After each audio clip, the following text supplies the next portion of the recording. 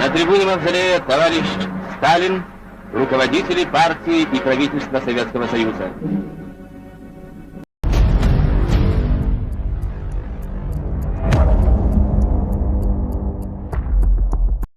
Uni Soviet merupakan salah satu mantan negara adidaya dunia yang sekaligus menjadi rival abadi Amerika Serikat. Uni Soviet yang merupakan gabungan dari beberapa negara berhasil menularkan paham komunismenya pada beberapa negara di luar Eropa Timur. Namun dinamisme perkembangan di dalam tubuh negaranya sendiri gagal menyatukan negara-negara bagian yang bersatu di bawah naungan Uni Soviet.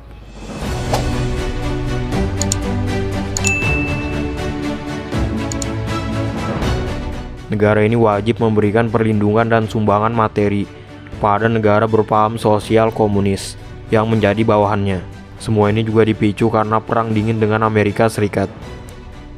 Kedua negara besar tersebut tidak pernah bentrok fisik langsung, tetapi melalui tindakan di balik layar yang mendorong negara-negara kecil agar terlibat konflik lebih dalam. Kedua negara ini telah jelas menunjukkan ada dendam di antara mereka. Sementara itu, demokrasi Amerika mendengungkan kebebasan yang tidak membatasi rakyatnya, mengeluarkan suara dan berkreativitas. Di pihak yang lain, sosial komunis terus dipaksakan menjadi ideologi bagi Uni Soviet dan sekutunya agar negara yang menganut paham ini dapat hidup teratur dan adil. Nyatanya zaman memberikan tantangan yang semakin berat bagi kedua kubu, Amerika Serikat dan Uni Soviet. Dan akhirnya yang keluar dari perang dingin sebagai pemenang adalah Amerika Serikat. Cold War adalah perang dingin yang sudah lama berlangsung, disudahi dengan runtuhnya negara Uni Soviet pada 25 Desember 1991. Ada beberapa faktor yang melatar belakangi keruntuhan negara sebesar Uni Soviet. Faktor tersebut lebih banyak berasal dari internal negara, seperti permasalahan KKN yang tidak transparan, konflik antar suku bangsa dan beberapa masalah yang kemudian menjadi penyulut gerakan sporadis penghancur kedaulatan negara. Uni Soviet merupakan sebuah pemerintahan pusat yang berada di Moskow, namun ia membawahi 15 negara berbentuk republik. Tentunya dengan jumlah negara sebanyak itu, luas wilayah Uni Soviet yang sangat lebar, bahkan menjadi salah satu yang terbesar di dunia. Selain luas wilayah, berpengaruh juga keragaman etnis, suku bangsa, adat istiadat, kebudayaan, dan berbagai ciri khas dari setiap negara bagian. Etnosentrisme masih sangat kental terasa, meskipun sudah ada pemersatunya, Uni Soviet. Sayangnya, kenyataan tetap bersikukuh membuat setiap negara bagian dari Uni Soviet memegang ciri khas dan sifat kedaerahan masing-masing. Tidak ada rasa nasionalisme bernama satu Uni Soviet pada saat itu, sehingga faktor ini menjadi faktor utama dan pertama yang menyebabkan keruntuhan Uni Soviet. Ketika pemerintahan pusat sudah kewalahan menjamin kesejahteraan hidup seluruh negara bagiannya, ada banyak pihak yang tidak puas dengan kinerja pemerintah. Mereka pun memutuskan melakukan gerakan sporadis yang menyerang pemerintahan pusat. Ini bukan sejarah Nazi, namun pemerintahan di Uni Soviet masa Lenin dan seterusnya memakai sifat totaliter. Sebenarnya tujuan dari penerapan sifat ini pada kepemimpinan diktator tidak sepenuhnya jelek. Para penguasa menginginkan sebuah keteraturan dalam negara agar cepat mencapai tujuannya, sehingga rakyat harus sepenuhnya percaya pada negara dan pemerintah. Karena keharusan menghargai negara dengan sepenuh kepercayaan, akhirnya beberapa pihak dalam negeri yang mencari untung memanfaatkan keadaan ini. Mereka bertindak sebagai orang-orang penjilat dan tidak benar-benar peduli dengan rakyat. Mereka bersikap untuk menyenangkan negara dan pemerintah demi kepentingannya sendiri. Sementara itu, pemerintahan yang totaliter membius rakyat kecil dalam berkreasi dan berpendapat. Mereka tidak dapat mencukupi kebutuhan hidupnya dengan cara sendiri. Sifat totaliter ini juga sangat mengekang setiap gerakan yang berusaha meneriakkan kebebasan. Untuk memantapkan sifat totaliter di Uni Soviet, negara ini memiliki polisi rahasia bernama KGB, bentukan Felix Dzerzhinsky yang terkenal kejam. Tidak ada negara maju yang kondisi ekonomi negaranya memburuk dari hari ke hari. Kondisi miskin ini dinilai dari standar kesejahteraan atau taraf hidup rakyat dan beberapa indikator kemajuan ekonomi. Terbukti negara-negara blok barat yang dipimpin oleh Amerika Serikat memiliki taraf hidup yang lebih baik dibanding negara sosialis komunis. Perekonomian di Uni Soviet sendiri pada waktu itu menerapkan sistem sosialis sebagai dampak dari ideologi yang dianut oleh pemerintah. Karena memilih ideologi tersebut, segala hal yang berurusan dengan proses ekonomi dilakukan dengan keterlibatan pemerintah. Tidak ada kebebasan berkreativitas agar ekonomi dapat semakin maju. Tidak ada pula usaha pemerintah menyerahkan aset negara yang memungkinkan dikelola swasta agar dikelola oleh pihak swasta, sehingga dapat meringankan tugas pemerintah.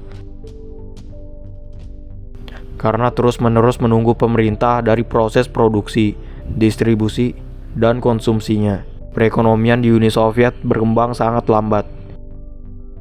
Pengeluaran negara yang harus membiayai negara lain sebagai pendukungnya di dunia internasional cukup menguras kas negara. Akibatnya kebutuhan dalam negeri tidak kunjung terpenuhi dan malah terjadi kemiskinan pada rakyat jelata. Kemajuan zaman selalu identik dengan globalisasi, dan globalisasi ini selalu berkembang bersama kecanggihan teknologi. Generasi muda Uni Soviet mengetahui perkembangan dunia internasional melalui alat komunikasi radio dan televisi. Dari kedua media tersebut, keinginan menjadi individu yang bebas merdeka menyuarakan dan mengkreasikan pikiran. Mereka memiliki ide merebut kembali hak asasi manusia dari radio dan televisi yang memberitahu kemajuan serta kemapanan kehidupan negara luar tanpa totaliter dengan demokrasi penuh, termasuk dalam golongan muda Soviet yaitu Gorbachev dan Yeltsin. Generasi baru Uni Soviet lahir sebagai efek dari kemajuan zaman. Generasi ini berhasil memegang kendali pemerintahan. Ada Mikhail Gorbachev yang berhasil menduduki kursi Pekaus. Dia merupakan seorang lelaki yang memiliki visi kuat ke depan, dengan semangat mudanya membara untuk mendapatkan perubahan. Gorbachev selalu digadang-gadang dapat memperbaiki keadaan Uni Soviet yang sudah sangat buruk.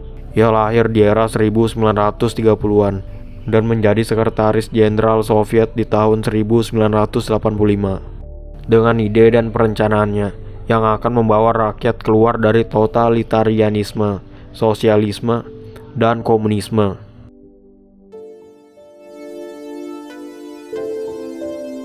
Pakta Warsawa dilangsungkan di Warsawa, sebuah daerah milik negara Polandia.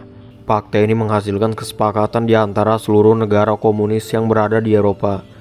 Kesatuan militer komunis lahir dari kesepakatan Warsawa ini, yang resmi disepakati pada tanggal 14 Mei 1955.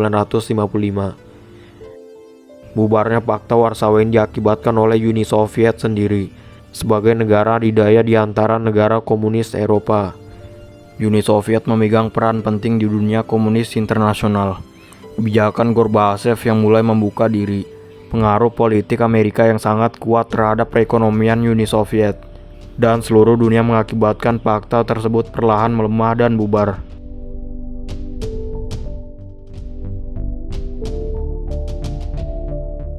Keruntuhan ideologi komunis dianggap jatuh bersama keruntuhan Uni Soviet sebagai negara komunis terbesar dan pertama di dunia. Bahkan tanda-tanda keruntuhannya telah tampak semenjak pemerintahan masih dipegang oleh Nikita Khrushchev. Beliau presiden Uni Soviet yang menjadi salah satu dari 3K yang paling berpengaruh di dunia. Uni Soviet ketika dikendalikan Mikhail Gorbachev mengalami masalah yang sangat kompleks. Ia memiliki beban tanggungan dalam dan luar negeri yang harus segera diselesaikan. Dan karena ketidakmampuan sosialis komunis menyelesaikan masalah-masalah tersebut sesegera mungkin, Gorbachev menerapkan cara lain yang lebih terbuka dan melibatkan rakyat sebagai bagian dari negara. Beban masalah dalam negeri yang sangat berat merupakan masalah ekonomi yang terus memburuk, birokrasi pemerintahan yang ruwet, dan macetnya produktivitas negara dalam beroperasi secara normal. Sementara itu, di luar negeri Uni Soviet sedang dihadapkan dengan banyak permasalahan, mulai dari negara di Asia Tenggara, Timur Tengah, Afrika, bahkan hingga Amerika Latin. Dan yang sangat memalukan adalah tragedi bocoran nuklir Chernobyl, hingga mengharuskan Uni Soviet kehilangan kepercayaan dari beberapa negara yang kesal kena dampak pencemaran lingkungannya. Perestroika merupakan upaya Gorbachev menyelesaikan masalah kompleks yang dihadapi Uni Soviet. Tujuan dari dilaksanakannya konsep perestroika yaitu agar terjadinya restrukturisasi dalam negara. Pada prakteknya, konsep perestroika justru menjadi awal kehancuran total Uni Soviet.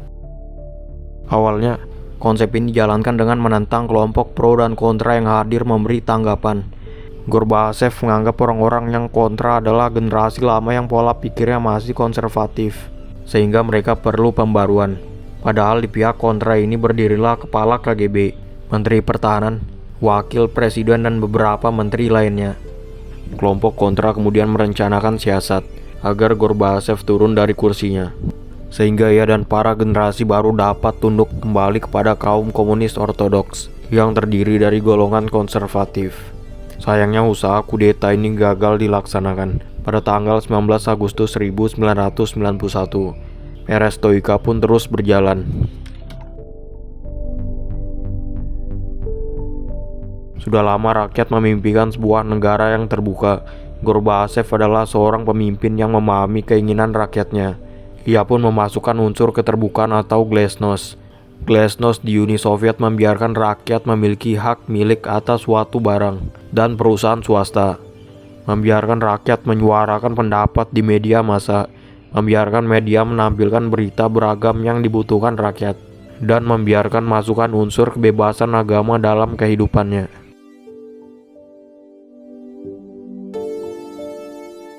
Unsur demokratisasi ini diterapkan pada bidang politik.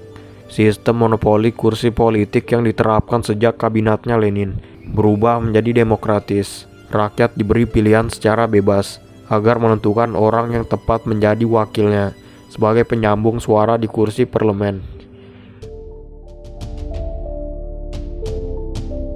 Hukum benar-benar ditegakkan di masa Gorbachev, terutama dimulainya penegakan hukum hak asasi manusia yang dulunya kurang dihargai. Fokus utama dimasukkannya unsur ini ke dalam konsep perestroika adalah menormalkan kondisi ekonomi Uni Soviet yang sempat turun. Jadi dengan unsur ini, negara memberikan subsidi kepada perusahaan swasta yang bangkrut. Negara juga memberikan kebebasan individu dan swasta untuk mengembangkan perekonomian. Pada masa ini, banyak alat berat yang menjadi usaha prioritas pemerintah untuk meningkatkan pendapatan negara. Yang terpenting seluruh kebebasan tersebut berada dalam bingkai keteraturan. Konsep perestroika yang kembali dijalankan Gorbachev pada akhirnya harus gagal. Hal ini dikarenakan Gorbachev menyadari banyak orang-orang dari Partai Komunis Uni Soviet yang berusaha mengkudetanya. Bagaimana ia dapat bertahan memimpin bila yang mendudukannya di kursi pimpinan terus berusaha menjatuhkannya. Gorbachev memutuskan untuk melepas kekuasaannya di tanggal 24 Agustus 1991, hanya beberapa hari setelah kegagalan kudeta. Dengan mundurnya Gorbachev dari kepemimpinannya, maka semakin meriahlah kehancuran Uni Soviet. Negara-negara bagian yang semula masih mempersiapkan strategi matang untuk melakukan gerakan sporadis, akhirnya mempercepat diri berpisah dengan Uni Soviet. Kebubaran Soviet dan mundurnya Gorbachev dari sana sudah sama dengan keruntuhan Uni Soviet. Partai sebesar ini merupakan Uni Soviet itu sendiri yang mengawali berdirinya Uni Soviet dan mengelola negara tersebut kurang dari sahabat. Setelah turunnya Gorbachev, satu persatu negara bagian Uni Soviet melepaskan diri. Georgia yang menjadi negara perdana pecahan Uni Soviet di tahun 1990 terus disusul jejaknya oleh negara bagian yang lain, hingga keruntuhan Uni Soviet resmi dialami pada tanggal 31 Desember 1991.